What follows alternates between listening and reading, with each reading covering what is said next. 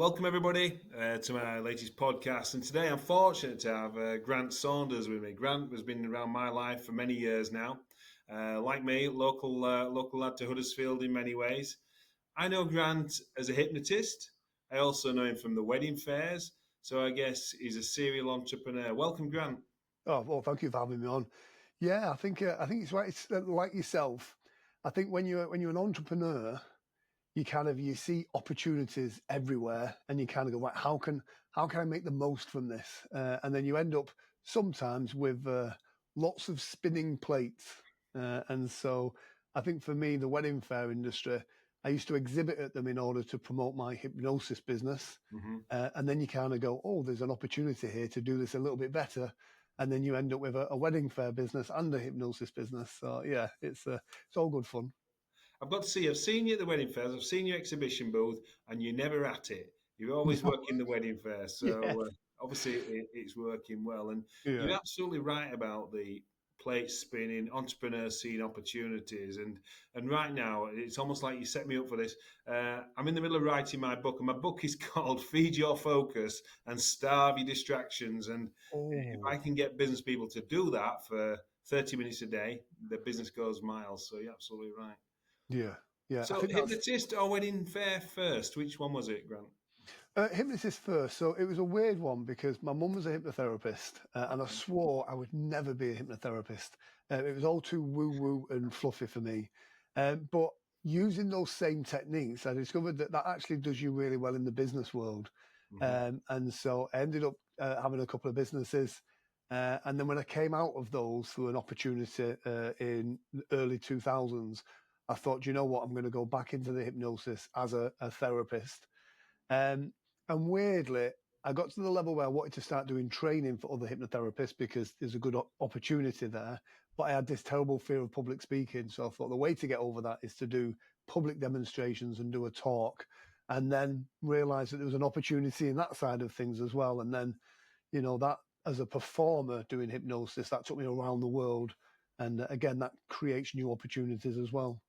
So you open a couple of interesting doors there. You lack confidence on Oh, stage speaking.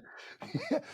It was really weird because like I never knew I was confident until I was at an event once with I was training some hypnotherapists on like rapid inductions, and they went, "It's okay for you because you're confident." And I thought, I didn't think I was, Hmm. and it's so weird of like that dual reality of what we experience out here and what we experience in here can sometimes be two very different things. And so, yeah, it was a. I mean, when it comes to the fear of public speaking, whenever I do a big show now, I still have that fear, but it gives me energy now. It's and exactly what it is. It's excitement. But once I get out there and say hello, I know everything's going to come to me. But everything that could go wrong on stage has happened to me, so that gives you a bit of confidence. It does, and as a public speaker myself, it is. People say, "How can you do it?" It's because you've actually whatever comes down that stage, comes down that mic, you've actually got the confidence to deal with it. Yes. Yeah. And sometimes it goes like this. Well, that's really interesting. Yeah, yeah, I've learned something today. Yeah, I didn't think people would behave like that. Oh, I once, like the pre-talk at the beginning of the show, it's the most important time. You're building that rapport with your audience. I Hmm. was in crew, and I'm not lying. Someone snuck behind me on stage and pulled my pants down. And they talk about that number one fear. The number one fear Yeah. is being stood on a stage in crew with your pants around your ankle, trying to be professional. So once you've lived through that, everything else is a walk in the park. So you've obviously travelled the hard yards, you've done the clubs, but you mentioned crew. Yeah. I've seen you in Vegas. What were you doing out there?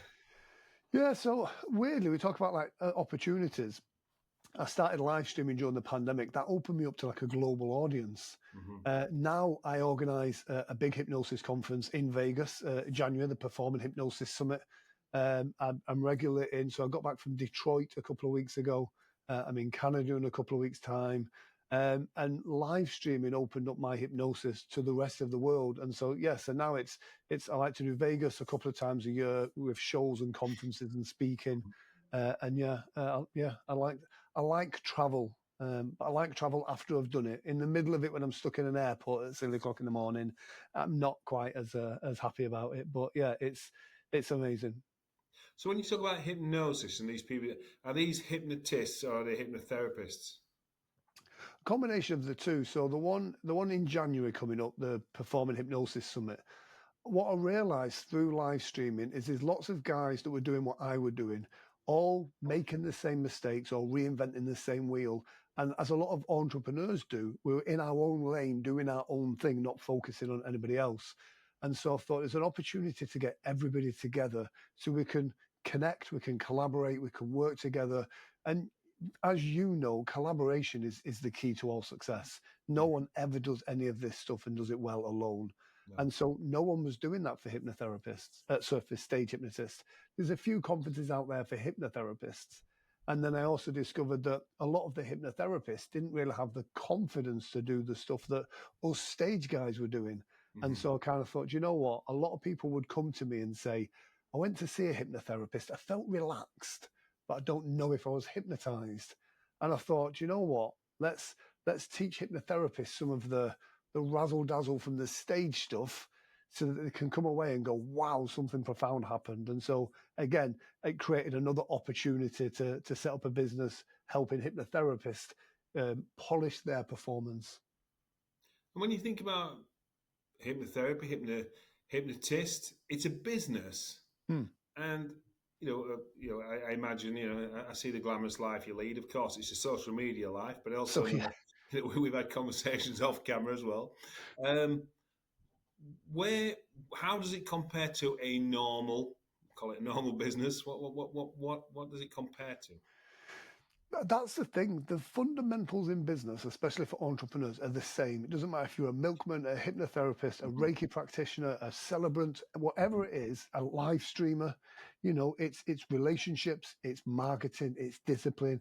As you said, then it's focus. Hmm. I was very lucky that a lot of people in the performance field are great showmen and great showwomen, but Hmm. are terrible business people. Okay. And so if you add a little bit of entrepreneurial spirit and some good discipline and some basic business knowledge, a great word is show business is two words. And a lot of people focus on the show and not on the business. Hmm. And so again, for me, there was an opportunity there to do well. And, Hmm. I'm very lucky that I've done well from it. And when you're talking to your hypnotherapy and hypnotist crowd that you speak with, your raving fans, because I know that's what they are. What's the one learning you immediately want to get to them? What's the one thing you wish they would do better? Believe in themselves enough to sell. Okay. A lot of people in that field, and a lot of people this day and age, they still think of sales as being like a dirty word, Hmm. and they think it's like a pressure thing and all of this type of stuff. The reality is if you have a potential client and you don't sell to them properly, if you're not delivering value to them, Yeah. someone else that's not as good as you is going to do that, and they're going to have a negative experience. And a Hmm. lot of people, I think they call it like aggressively wait for the emails to come in. They spend the training, they do the stuff, and they sit there and wait. And it's Hmm. like, you've got to be visible. You've Hmm. got to let people know who you are. You've got to be front of mind. And when you're faced with an opportunity, you kind of got to go, here's what I do. I'm so confident in my skills and I'm the right person for you. I'm going to close this sale. But also have the confidence that if you know you're not the right person, to go, I'm not the guy for you, but I know just the right person who is, and then recommend and refer on. It's a great way of building your network out and a great way of building those relationships. Hmm. So you talked about live streaming, and you live stream from the wedding fairs, and that's always Yeah. engaging. How does the live streaming help you, or does it help the vendors that's there? A little bit of both. As we know, everything is about eyeballs. Hmm. The more eyeballs you can get on your service, your product, the better it's going to be. And there's an authenticity to live streaming. I could create a highlight reel from the shows and from the wedding fairs. That Hmm. highlight reel is when I'm going to show you, the customer, the Hmm. best of the best of the best that's edited Hmm. and polished. And we all know now when we see a sales video that it's a great sales video. A live, sometimes stuff goes wrong. Sometimes I say the wrong thing. Sometimes you could trip and fall. All sorts of stuff goes wrong. But Hmm. there's an authenticity to that. Hmm. If it's quiet and there's no couples in planning their wedding, you can't fake that. And in a world that we live in now where it's so easy to fake everything, lives are just a really authentic way. And the flip side of that is I am really busy and I'm a little bit lazy. And so by going live, I can just go live. I don't have to spend ages in the studio editing. Editing for me is the worst thing in the world. I hate it. So I say it's about authenticity, but there's also a little bit of it's a little bit easier as well. If you reflect back to pre-COVID, Mm. where your business was, and post-COVID, um, what would you say? What has changed for you in that world? I think everything changed. A friend of Mm-hmm. mine in Vegas coined the term the before times. And I Okay. think it was right. I think business was very different before the Mm-hmm. pandemic. Coming out of it, we're across the board at events, numbers are down. And I don't mean that in a negative way. I just think people aren't out the way that they used to be. They got used to being at home. They got used to doing stuff online. People people are easier to cancel things now than what they ever were before the pandemic. And so that has a negative impact on. I was speaking with someone that's just opening a venue in Huddersfield the other day. And like back in the day, people would buy tickets in the run up to an event. Yeah. Now people are buying tickets the week of the event. Mm-hmm. And that's very much a since a pandemic thing. And so you've just got to hold on and hope that the tickets will sell. And which as a promoter is always a scary and dangerous thing to do. But yeah, people are different since the pandemic. And I don't necessarily in a bad way. It's just people are different. What used to work doesn't necessarily work the same now.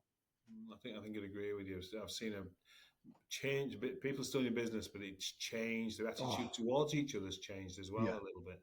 yeah. You know, it's. I would say it's still as cutthroat, this business, but people don't hang on to the angst and the failure of doing a business. They move along quite a lot quicker nowadays. Yeah. Yeah. So where does the future lie for you? You've obviously got this big crowd that's around you. You're Vegas. You're not in crew with your pants down your ankles anymore. What does the future lie for you? It's a weird one. If you'd have asked me that a year ago, I'd have told you this was the plan, this was the direction where everything was going. But life has a way of getting in the way sometimes. So, kind of circling back to 2017, I met a Mm-hmm. good friend of mine at a conference in New York.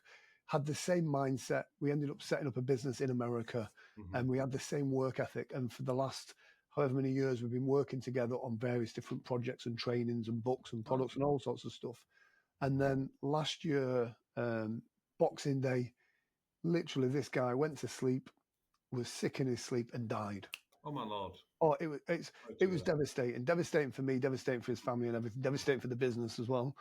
Um, but it made me realize, like Jim had certain goals that he wanted to achieve, and he achieved them all almost as if by magic. Like the month that he passed, he'd achieved all his goals. He got monetized on YouTube.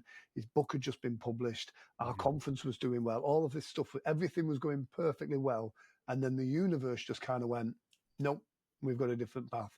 So that changed my perspective. I've always been about Mm-hmm. working harder than anybody else and the grind. Whereas now I'm kind of like, I now need to work on a lot of the stuff on me. It is about, I don't want to be the best hypnotist in the world anymore, you Mm-hmm. know, but I want to help someone else become the best hypnotist that they can be. And I think for me, a lot of has been like one of Jim's legacies was the whole everybody said he helped everybody else be the best. And I kind of thought, you know what? I want to continue that on. I want to help small businesses do the best that they can do. For some of them, it's giant steps and massive action. For some of them, it's just taking little steps and just a little bit of momentum. But then a lot of that is also about how do I how do I leverage that to give me back a little bit of my time. And so I don't think I'll ever not have that entrepreneurial spirit. I can't not sit and not do something. But I think it's also about we have to have that. We talk about life balance. You do have to have some element of that. Absolutely. Well, Joe, I'll say this to you, Grant. You've been given that vibe of "let me help you," for as long as I'm. That's but before gym, before pandemic, you've Mm, always given that to people. My sister. You've always supported her in her efforts. You've always given that, and that's I see that as a natural part of you. So oh, well done for thank you. doing that. Thank you. Are we writing a book then? Have you written a I'm book? halfway through a book, but the gym thing made me stop that Hmm. because it took me a while to kind of get my head straight from that. But yeah, there is a book out there, or there will be a book out there. And again, it started off being a how-to kind of hypnosis book, but I think it is going to be a more of a personal development thing. You know, there's so many of us that struggle with business, that struggle with life sometimes, and we know the stuff we need to do. We Hmm. know it, but it's just we need that little trigger, that things to line up to give us that momentum to just push forward. You're right, Grant. Because as you know, I run the business mastermind, the TBH mastermind, and entrepreneurs do not need a list of 101 things to do. Yeah, What they really need is they need to strategy, whatever that is, yeah, but they need to be held accountable and execute. That's just what they need to do. yeah. And as you say, it might be a giant step, it might be a small step, but it's that. And because we are entrepreneurs, oh look over there, there's something new. Oh look Oh, at that, yeah, I saw this on yeah, the internet today. yeah. And what we find with the mastermind is it's the accountability, but also the Mm, execution. yeah, Entrepreneurs do not need new ideas.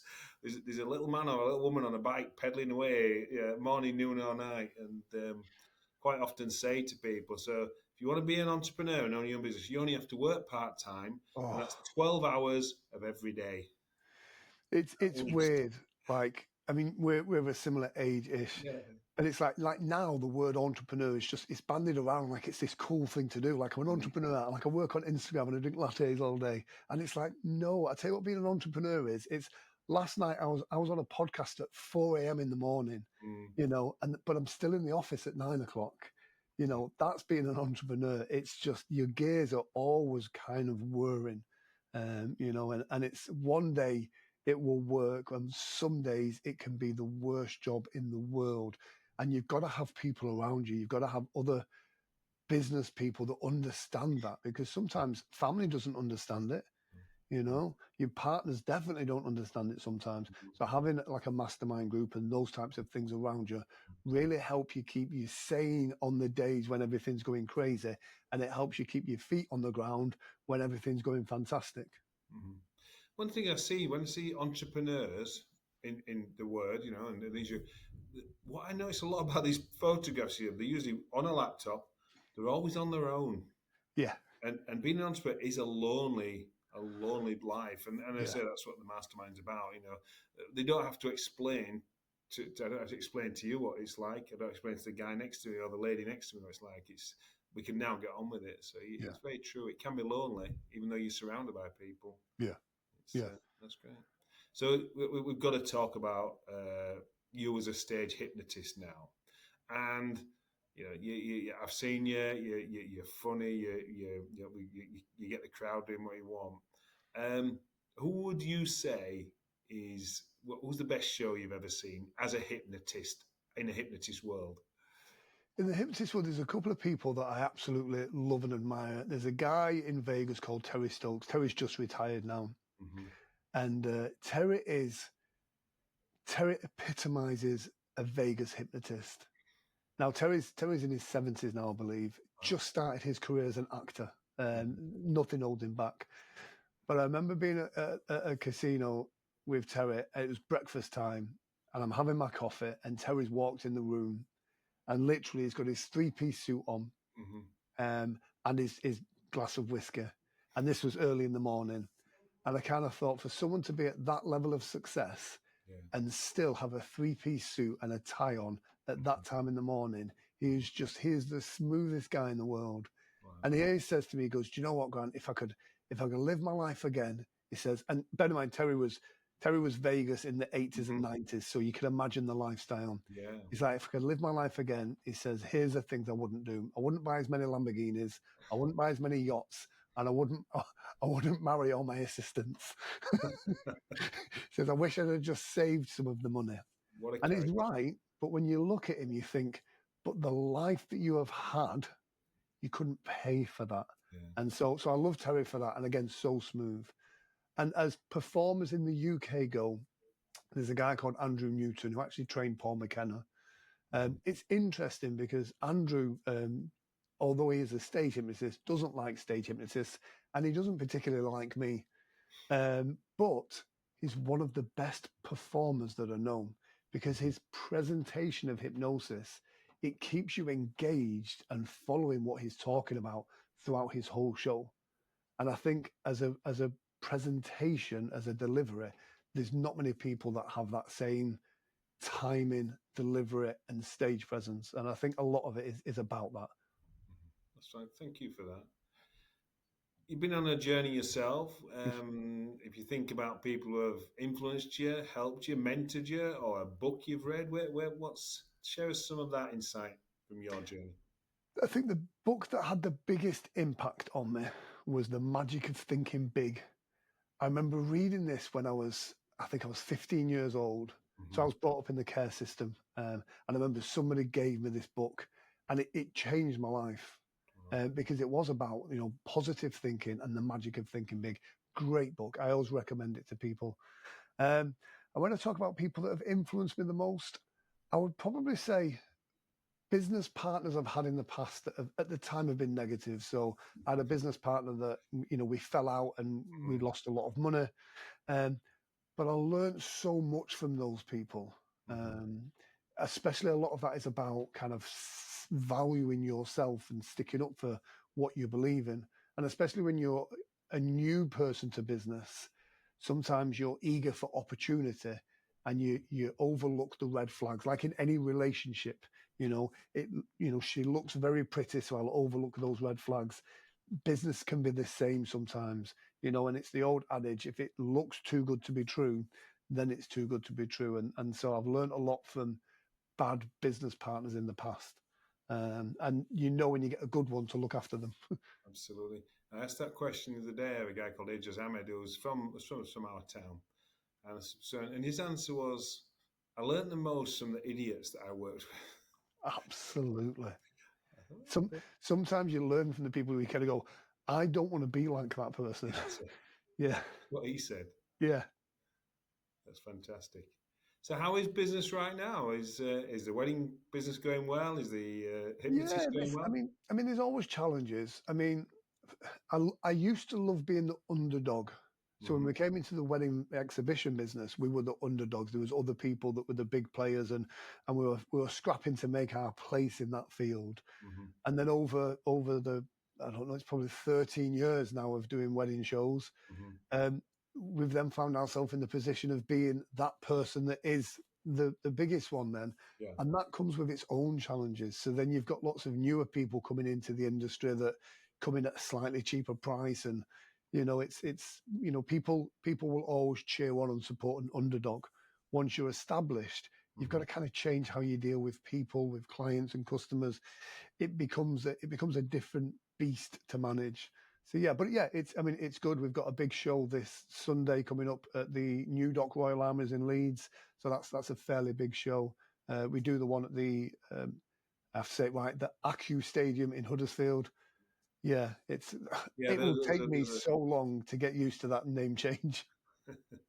Yeah, we still think of it as the John Smiths. Exactly. Or the McAlpine. Yeah. Well, I've been to both shows, and you really do work hard at them.